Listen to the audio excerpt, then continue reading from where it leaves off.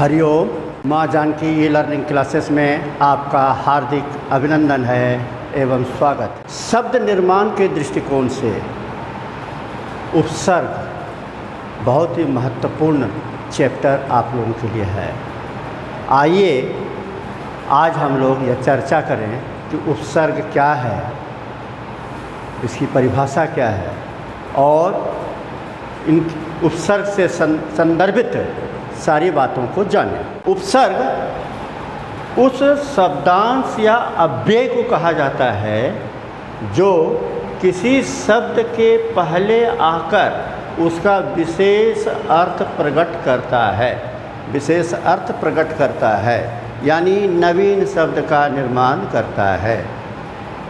उदाहरण के लिए ये प्र धन कार, प्रकार, अव धन तार, अवतार। देखिए नवीन शब्द हो गया, नवीन शब्द का निर्माण हुआ, प्रकार और अवतार।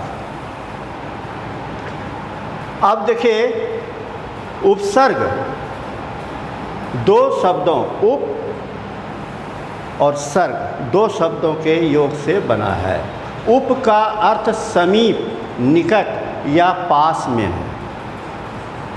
सर्ग का अर्थ सृष्टि करना। उपसर्ग का अर्थ हो गया पास में बैठकर दूसरा नया अर्थ वाला शब्द बनाना। उदाहरण के लिए देखें, हार एक मूल शब्द है जिसके सामान्यतः दो अर्थ होते हैं, माला और पराजय से। परंतु उपसर्गों के योग से हार से अनेक नवीन शब्दों का निर्माण किया जा सकता है। मैंने पहले ही बताया था, उपसर्ग, प्रत्यय और समास से नवीन शब्दों का निर्माण होता है। भाषा में इस तरह के नवीन शब्दों के निर्माण होते रहते हैं। आइए यहाँ हम लोग देखें कि एक हार शब्द को मैं लिया, हार जिसके दो अर्थ होते हैं, एक तो माला से संदर्भित है और दूसरा है पराजय से। लेकिन अब देखिए इसी हार से नवीन शब्द का निर्माण कैसे हो सकता है। अब ये हार जो है, इसमें देखिए नवीन शब्द का निर्माण कैसे हो रहा है। इस हार में उपसर्ग लगा दिए सम, तो हो गया संहार जिसका अर्थ मारना से है। अब इस हार में उपसर्ग लगा दिए आ, तो हो गया आहार जिसका अर्थ हो गया भोजन। अब इसी हार में प्र लगा देने से हो जाता है प्रहार जिसका अर्थ हो गया हमला, नवीन शब्द का निर्माण हो गया। अब इसी हार में वी लगा देने से हो जाता है नवीन शब्द का निर्माण होता है, वह है विहार जिसका अर्थ हो जाता है भ्रमण। अब आगे देखें हम लोग, इसी हार में, इसी मूल शब्द में नी उपसर्ग लगा देने से नवीन शब्द बनता है निहार जिसका अर्थ हो जाता है देखना। अब आगे देखिए, हार में उप लगा देने से उपहार हो जाता है जिसका अर्थ हो जाता है भेंट। इस तरह हम लोगों ने देखा कि हार मूल शब्द में उपसर्ग लगा देने से, उपसर्ग सम, आ, प्र, वी, नी, उपसर्ग लगा देने से जो नवीन शब्द बन जाते हैं और जिसके कि अर्थ भी बदल जाते हैं। ये चमत्कार है उपसर्ग का। आइए अब हम लोग यह देखें कि हिंदी भाषा में शब्द निर्माण हेतु प्रयोग किए जाने वाले उपसर्ग कितने प्रकार के होते हैं। तो ये 3 प्रकार के होते हैं। पहला है तत्सम उपसर्ग जिसे हम लोग संस्कृत के उपसर्ग भी कहते हैं।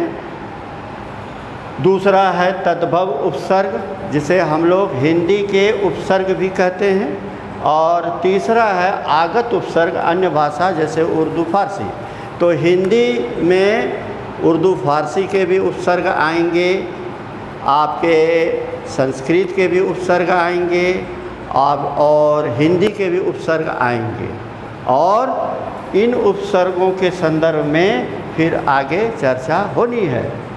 आज हम लोगों ने इतना देखा कि उपसर्ग का शाब्दिक अर्थ क्या होता है, इसके संधि विच्छेद इसका करके देखा, उसके बाद इसकी परिभाषा को देखा, उसके बाद हम लोगों ने उपसर्ग के द्वारा नवीन शब्दों का निर्माण कैसे होता है उसको भी हम लोगों ने देखा, कई उदाहरणों के द्वारा देखा। अब हम लोग आगे देखें कि शब्द निर्माण के दृष्टिकोण से जो हिंदी भाषा में उपसर्ग 3 प्रकार के होते हैं, जिसको हम लोग बोलते हैं तत्सम उपसर्ग, संस्कृत के उपसर्ग, तद्भव उपसर्ग, हिंदी के उपसर्ग, आगत उपसर्ग, जिसे हम लोग अन्य भाषा उर्दू फारसी के कहते हैं। इस तरह हम लोगों ने आज इतनी चर्चा की। ढेर सारी शुभकामनाओं के साथ आप लाइक कीजिए, शेयर कीजिए, सब्सक्राइब कीजिए। हिंदी व्याकरण से संदर्भित पाठ्य पुस्तकों से संदर्भित आपको सारे नोटिफिकेशन मिलते रहेंगे। लेकिन एक बात और है, यदि कहीं पर किसी प्रकार की समस्या हो तो आप कमेंट अवश्य करें।